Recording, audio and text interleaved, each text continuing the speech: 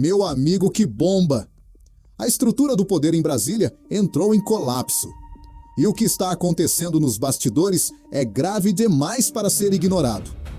Enquanto o ministro André Mendonça autorizou um inquérito avassalador que atinge em cheio o gabinete da presidência. Manobras desesperadas no Supremo e no governo tentam de tudo para blindar e salvar Lulinha das investigações. Mas o escândalo não para por aí. Bastidores apontam que ministros do STF partiram para cima do Centrão com ameaças diretas, forçando o recuo de partidos para isolar e impedir qualquer apoio à candidatura de Flávio Bolsonaro. É o sistema agindo nas sombras para proteger aliados e atropelar a oposição de forma escancarada. Quem realmente está mandando no Brasil? Eu separei as informações mais bombásticas sobre esse jogo sujo e vou te revelar a verdade agora, sem filtros e direto ao ponto. Fique comigo até o final para entender esse tabuleiro. Bateu o desespero, veja. Lula e Moraes manobram para salvar o Lulinha? O ministro André Mendonça autorizou ontem a abertura de um novo inquérito contra o Ronaldinho dos Negócios, ele, o filho do presidente da República, com suspeitas da atuação dele dessa vez no próprio gabinete da presidência da República. E eu vou te mostrar as 4 manobras que estão sendo feitas que impactam o avanço das investigações e pode até barrar o seu avanço. Eu vou te mostrar o próprio governo Lula e o Moraes no centro dessa história.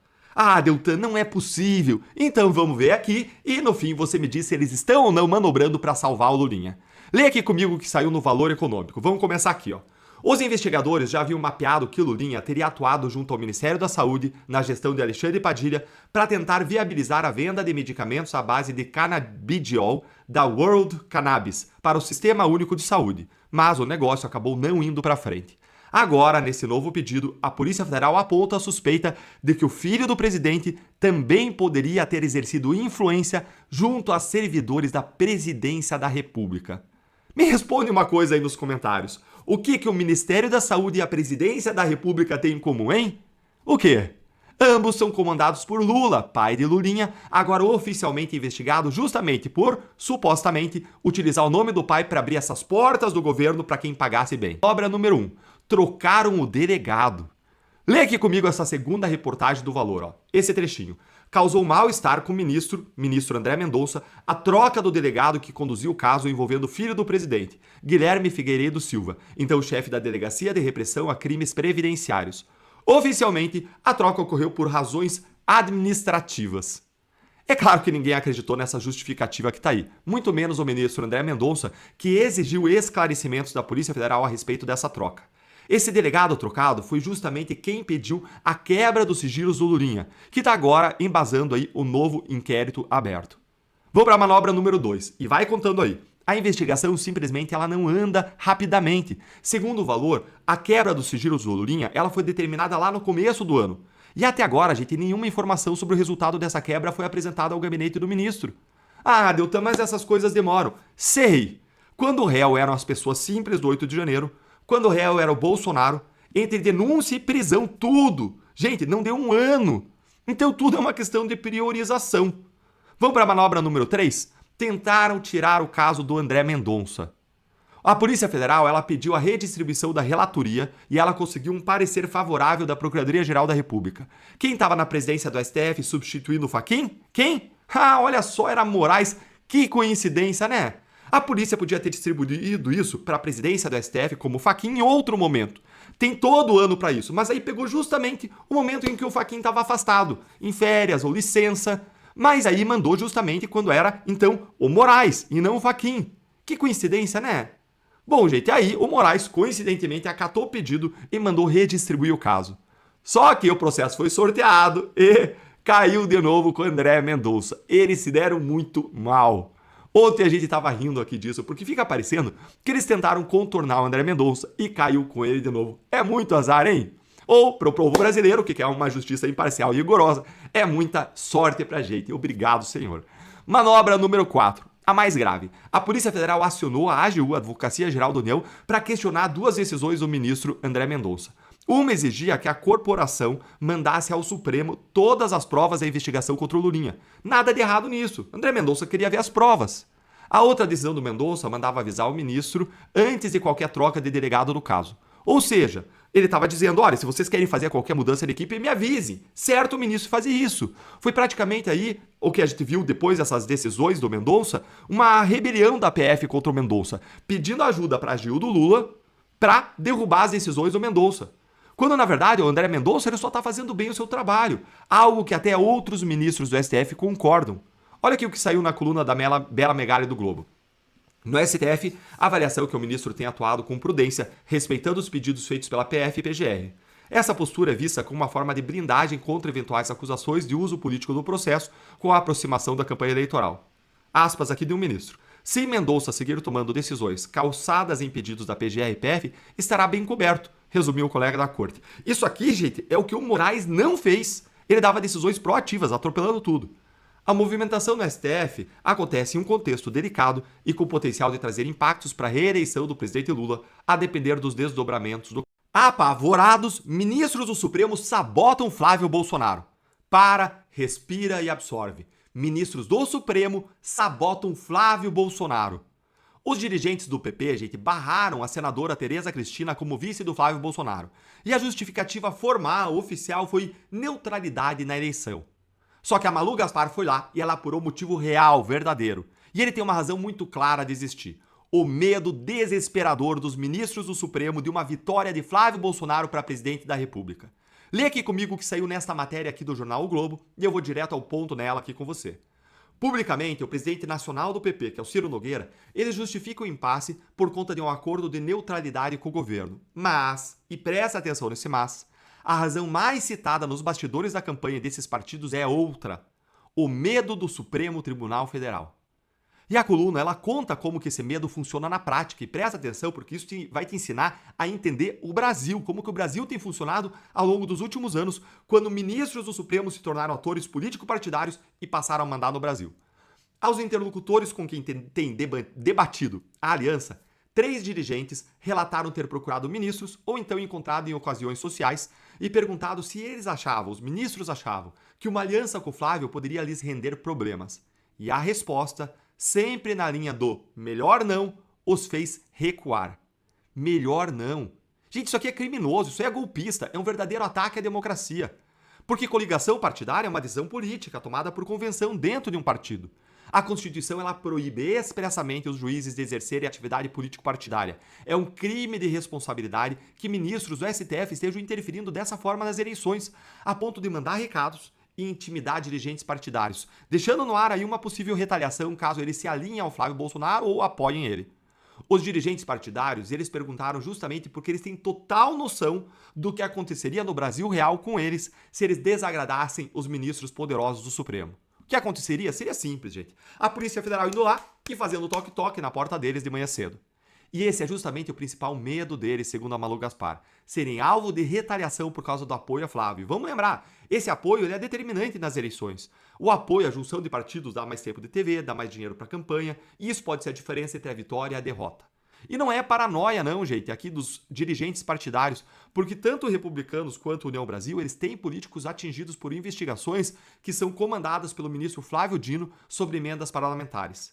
E aí eles calculam que ter uma aliança com o bolsonarismo atiçaria o Supremo contra ele. André Mendonça liberou um dossiê surreal do maior aliado de Lula. E calma, não é de Alexandre de Moraes, ou melhor, talvez até seja ele o maior aliado do Lula, mas eu tô falando aqui do maior aliado na política, não na justiça. O ministro André Mendonça derrubou ontem à noite o sigilo dos relatórios da Polícia Federal sobre quem? Sobre o senador Jacques Wagner, que era o líder do governo Lula no Senado e é um aliado de 40 anos do Lula. Eu vou te mostrar agora todas as maiores e piores revelações desses relatórios, porque junto, tudo isso forma um verdadeiro dossiê que revela as ligações entre Wagner, Daniel Vorcaro e o governo Lula. Vamos analisar aqui 6 peças do quebra-cabeça. Peça número 1, que são as ligações. Olha aqui comigo do site da Gazeta do Povo.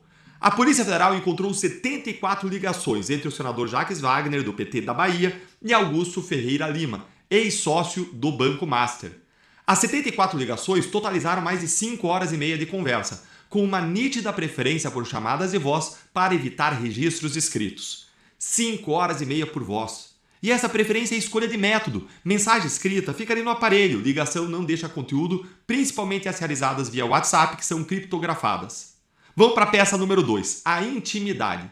A Polícia Federal descreve a relação como marcada por manifestações de afeto e proximidade pessoal e familiar. A família do senador era convidada frequentemente da Ilha da Paixão, lá na Bahia, que é uma propriedade sob controle do Lima. E os parentes dos dois tinham até um grupo ali de WhatsApp, gente, a família Braia, para trocar as fotos dos passeios. Em outubro de 2023, o senador mandou este áudio aqui, ó. Bom dia, Guga. É Augusto Lima. Bom dia, Guga. Tudo indica que a Fatinha topa ir no sábado. Aí a gente combina mais pra frente. Abraço. O empresário Augusto Lima respondeu com o prefixo do avião e o horário. Em dezembro de 2024, sobre uma outra visita, o senador foi lá e perguntou: se eu depender de helicóptero, é possível? Ah, era possível, claro que sim, né? Afinal, para um dos senadores mais poderosos da República e um dos maiores aliados do Lula, meu amigo, aí tudo é possível. Vamos para a peça número 3? Olha, tá aí ela. Quando a amizade vira relação de negócios. Segundo a apuração do Estadão e da Band, o senador mandou este outro áudio aqui em agosto de 2024. Se estiver em Brasília, vamos marcar que eu precisava conversar com você para saber como são as coisas do banco. Quero lhe passar como é que estão as questões da eleição. Banco, eleição. Eleição, banco. É isso aí. E o que tramitava naquele momento era a chamada Emenda Master, que ampliava a cobertura do Fundo Garantidor de Créditos de R$ 250 mil para R$ 1 milhão por CPF.